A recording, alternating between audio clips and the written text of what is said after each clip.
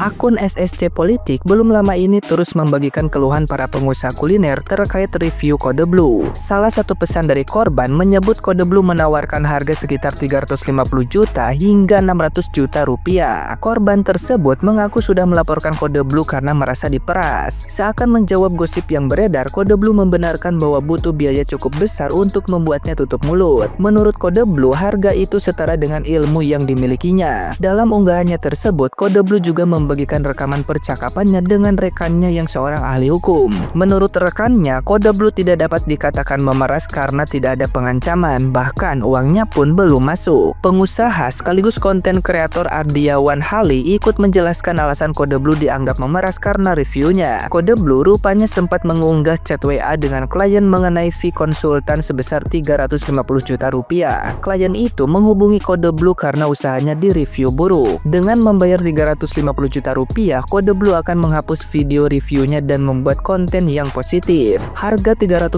juta rupiah pun dirasa cukup murah karena red cardnya 600 juta rupiah. Ketika diajak bertemu, Kode Blue mengaku malas dan menolak apabila hanya untuk menawar red card yang sudah ia tetapkan. Benar tidaknya, Kode Blue melakukan pemerasan lantas menuai pro kontra. Sevrin Rin Marinka bahkan ikut membagikan postingan akun SSC Politik melalui Instagram story-nya. Selain itu, Farida Nurhan yang pernah bermasalah dengan Kode Blue juga ikut menyukai postingan akun SSC Politik. Beda dari yang ditunjukkan di media sosial, Kode Blue diceritakan menangis dan merengek meminta agar akun SSC Politik berhenti menunjukkan bukti-bukti dugaan pemerasan.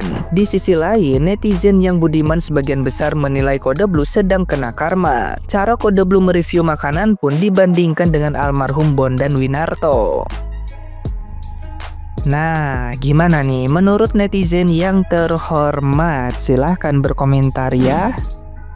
Barbara yang masih diare itu kan dari kemarin dan hari ini tuh ngomongin Kode Blue. Mungkin gue diare gara-gara itu juga gitu kan ya. Stres gue ngeliatin kelakuannya dia. Mari awali tahun barumu dengan kecoa.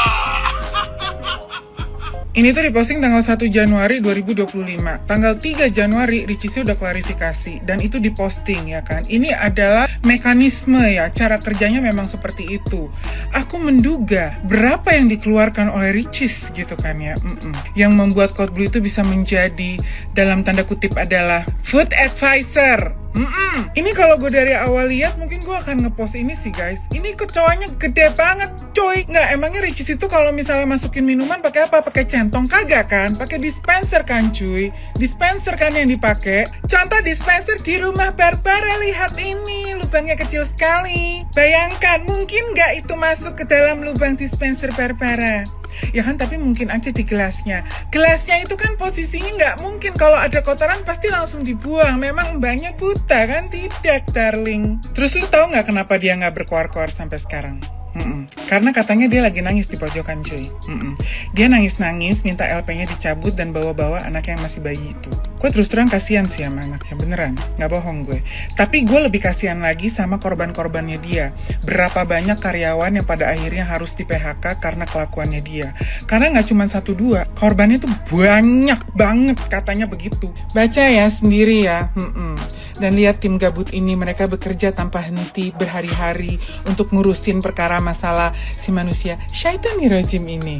Terus kalau di sini masih ada yang bilang, tapi Kode Blue itu ada di site-nya konsumen gitu. Coba main-main ke akun sebelah gitu. Di sebelah udah rame banget. Ya, main ke akun sebelah ya.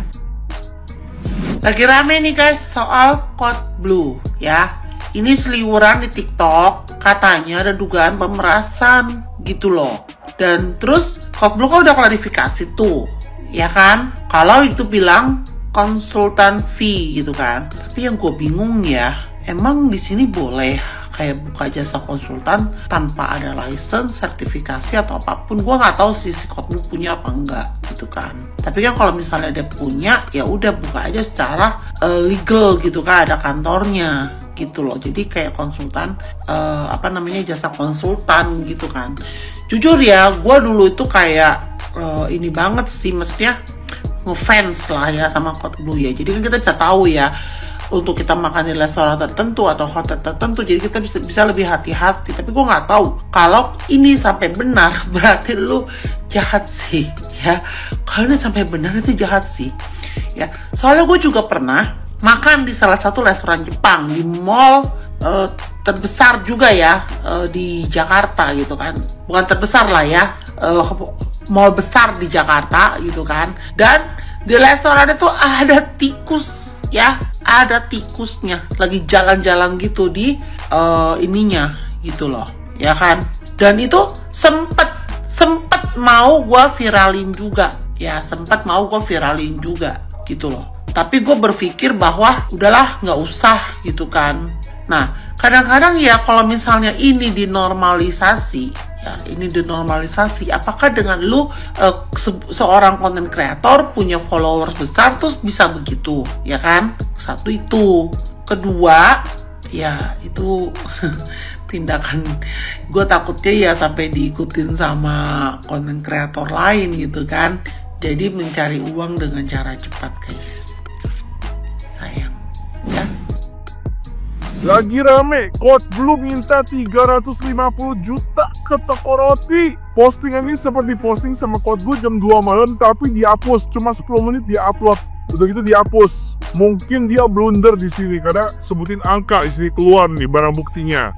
Dia bilang 350 juta adalah fee atau biaya dari konsultasi FNB. 350 juta. Kayak mana? Dan katanya segitu udah murah, biasa 600 juta katanya. Ini gua nggak mengada-ngada ya, dia posting sendiri ini. Mungkin dia blunder jadi ya cuma 10 menit terus dia sadar dia hapus gitu ya. Nah terus ini omongan dia sama pihak dari toko roti tuh. Gimana nih, lama banget katanya. Terus terang kalau nego harga gua malas ketemu. Wih gila banget. Menurut kalian bagus nggak food reviewer kayak begini guys? Baik nggak manusia-manusia seperti ini ada di tengah-tengah masyarakat Indonesia guys? Gue bacain chatnya sih ini ngeri banget ya. Gini aja deh, gue permudah, gue udah kasih tawaran. Kalau oke jalanin, kalau enggak ya mau usah ketemu-ketemu lagi lah. Wih, di bos lu kan sibuk banget juga, ya ampun. Kok seorang food reviewer bahasanya kayak begini ya? Food reviewer yang lain gimana? Kayak begini juga nggak tindakannya? Aku tanya nih. Jadi syaratnya kalau misalnya konten itu mau dihapus nih mesti begini nih. Bayar dulu 350 juta, ini bayar fee ini dulu. Udah gitu nanti harus menjalankan ini. Menjalankan kupas tuntas 8 konten dulu katanya. Jadi intinya harus bayar dulu 350 juta. Baru ini bisa dibantu, dihapus atau dibagus-bagusin lah. Oh udah bagus nih gitu. Tapi bayar dulu 300 juta. Segitu udah murah, biasanya 600 juta tuh kontennya. Nah kalau misalnya kalian pelaku F&B, kalian punya restoran, mau nggak kalian bayar segini guys, 350 juta nih? Kalau menurut kalian orang kayak Code Blue ini harus dipenjarain atau pihak toko roti memberikan pengampunan aja, maafin Code Blue aja gitu kalau dia mau minta maaf? Kalau Code Blue mau minta maaf, dimaafin nggak kayak begini guys? Kelakuan ini dimaafin nggak? Atau mau dipenjara aja? Code Blue kali ini lo offside. Gue bener gak bisa bela lu lagi karena selama ini I've been one of your followers dan gue lumayan suka lihat konten-konten lu. Temen-temen gue yang pelaku F&B tuh nggak suka sama lu dari awal, tapi gue suka banget sama lo. Tapi kali ini lo bener-bener offside say. Gue aduh damn, kok ini orang jahat banget ya? Gue sampai mikir gitu loh, kayak why the fuck lu meras orang segitunya? Terserah lu mau bilang itu bukan pemerasan kayak apa, kayak itu cuman putaran kata-kata lu doang. That is clearly pemerasan. Lo ngeviralin bakery ini walaupun lu tidak sebut nama, tetapi dari video-video reviewan lo itu kelihatan banget brandnya namanya apa. Udah lo viralin, bukan cuma 1 dan 2 video doang ya tuh tentang bakery ini, lo bikin lebih dari 2, which is semuanya viral dan mungkin sales mereka jadi anjlok, brand image mereka juga jadi jelek. Pihak brand approach lu, minta settlement, minta ngobrol baik-baik, malah lu palak dengan embel-embel F&B consultant, fee-nya 350 juta. Dan itu udah lo nego katanya ya. Biasa kilo 600 juta. Hey, oh my god ya, sesuka-sukanya gua sama lo punya hak apa? Lo punya license gak? Lo punya legal standing gak? Punya sertifikat gak? Itu cuma food kritik. Gue juga bisa kritik.